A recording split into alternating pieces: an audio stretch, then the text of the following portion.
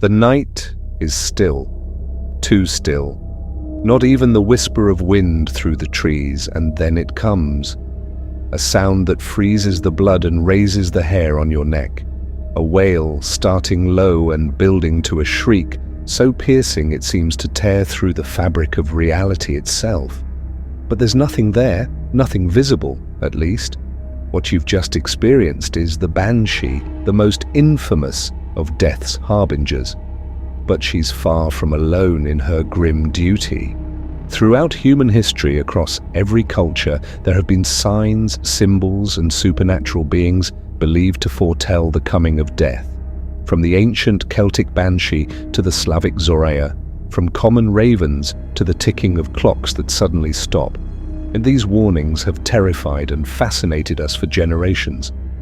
Tonight, we explore these messengers who walk the boundary between life and death and ask ourselves, are they real? And if so, what do they really want? The Banshee, whose name comes from the Irish bean cedar, meaning woman of the fairy mound, is perhaps the most recognizable death harbinger in Western folklore. In traditional Irish mythology, the Banshee was a female spirit who heralded the death of a family member by wailing, shrieking, or keening outside the home before a death occurred.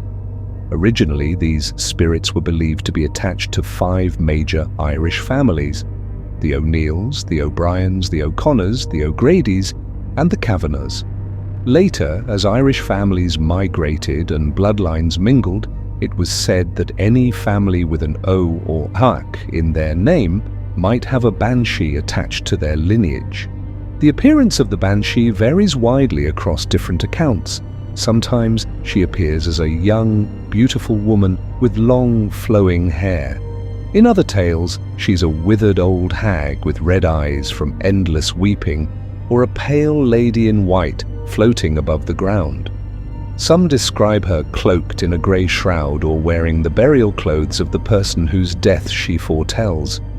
What remains consistent is her chilling cry, a sound so haunting that those who claim to have heard it say they never forget it. A sound that announces someone you love will soon be gone, but not all banshees are malevolent. In many traditions, they're seen as protective spirits offering a final warning or a chance to prepare for the inevitable. They don't cause death, they merely announce its coming. Moving eastward across Europe, we find the Slavic Zorya, 3 guardian goddesses who watch over the doomsday hound, Simagor. According to legend, should this beast ever break free from its chains, it would devour the constellation Ursa Minor, causing the universe to end. The morning star, evening star, and midnight star, as they are known, take turns keeping vigil. It's said that when the Zorya Polunoshnaya, the midnight star, appears to someone in a dream or vision, death will follow.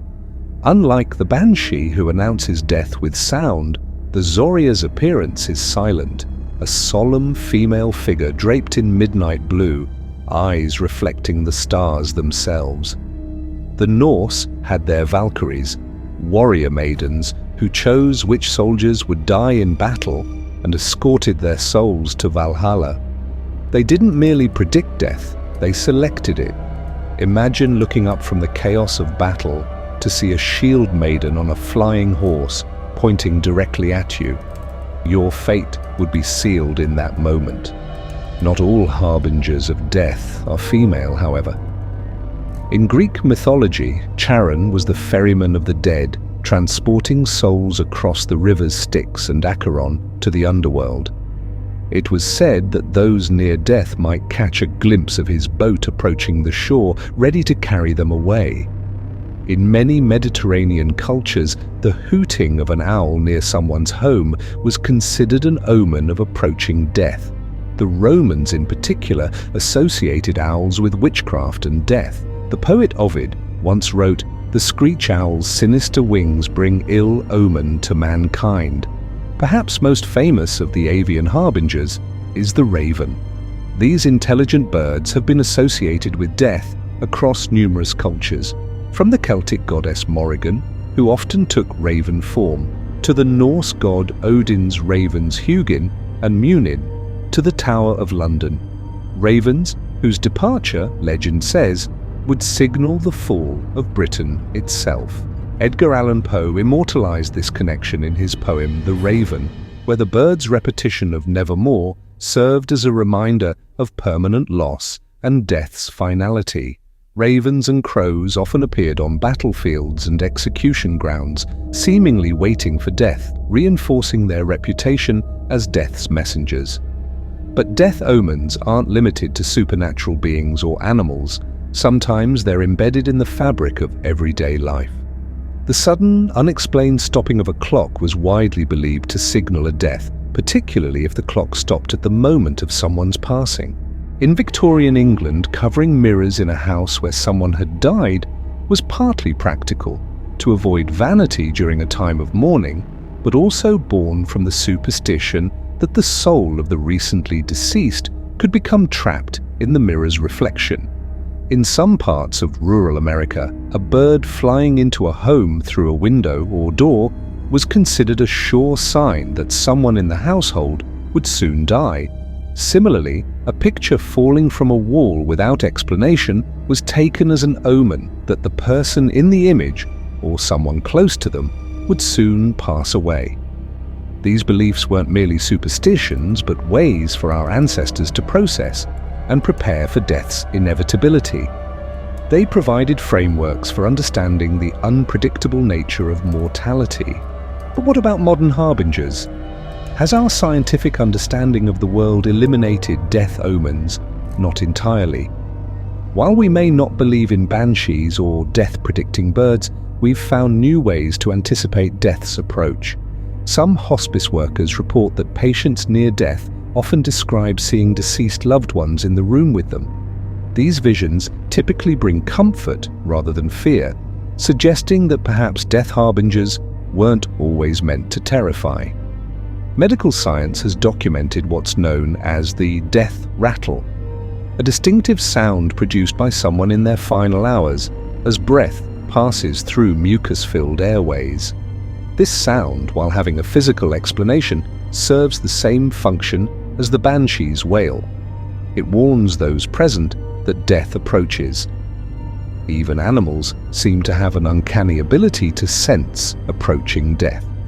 Oscar, a therapy cat who lived in a nursing home in Rhode Island, became famous for his apparent ability to predict when residents were about to die.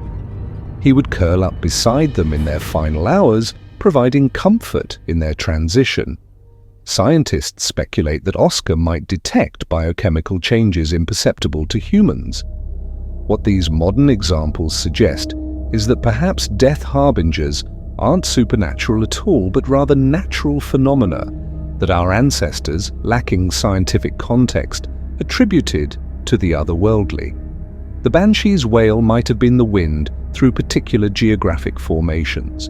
The owl's hoot might simply coincide with death due to the bird's nocturnal nature, making it more likely to be heard during night vigils over the dying.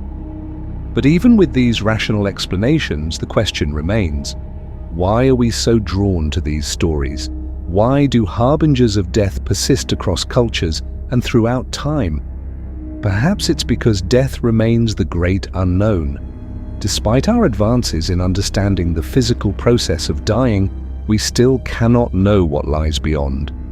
Death harbingers offer a bridge between the known and unknown, a comfort that there might be some order, some warning, some preparation possible for the most universal of human experiences. Or perhaps these harbingers serve a psychological purpose. By externalizing our fear of death into supernatural beings or omens, we create distance between ourselves and our mortality. We transform an internal, existential dread into an external entity that can be named, described, and potentially understood. What's particularly interesting is how death harbingers often reflect cultural attitudes toward death itself. The banshee, emerging from Celtic cultures that celebrated ancestral connections, doesn't cause death but merely announces it, maintaining the link between the living and those who have passed. The Valkyries, born in a warrior culture that glorified dying in battle, actively choose the lucky warriors who will feast in Valhalla. Modern medical death predictions, clinical and detached, mirror our contemporary approach to death.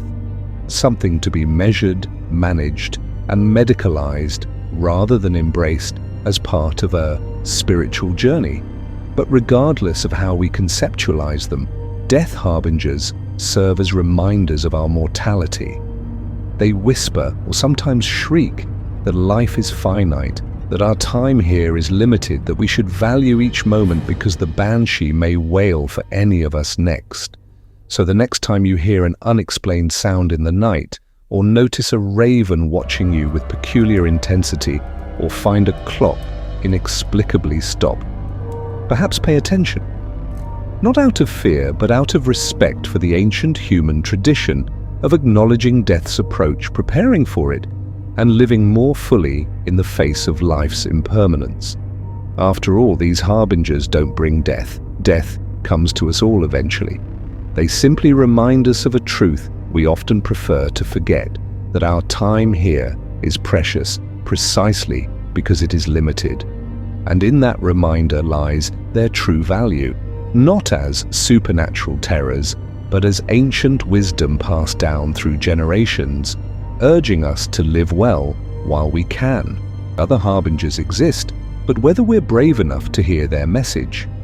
If you've enjoyed this journey through the messengers of mortality, make sure to like this video and subscribe to Chronicles Explained for more explorations of the mysterious, the mythical, and the misunderstood aspects of our world. Hit that notification bell so you don't miss our next videos. Until then, keep your ears open for the Banshee's call, but hopefully not too soon. This has been Chronicles Explained, bringing the supernatural into focus.